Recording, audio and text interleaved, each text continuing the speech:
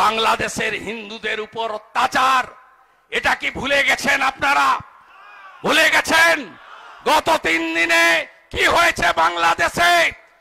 গতকাল ঢাকার উত্তরাতে মিছিল করে বলছে পুজো হতে দেব না। এত বড় সাহস! হিন্দু ছাত্র ছাত্রীদের বলছে হিজাব পরে আসতে হবে। এত বড় সাহস! এক মৌলবী বাংলাদেশের জামাতের নেতা বলছে হিন্দু দোকানে চুল দাড়ি কাটবেন না, মিষ্টি কিনবেন না। বাংলাদেশ বলে নয়, আমরা এপার আর ওপার, ওখানে 17 কোটি লোক, 2 কোটি হিন্দু, এখানে 11 কোটি, আমরা 7.5 কোটি, ভারতবর্ষে 100 কোটি হিন্দু।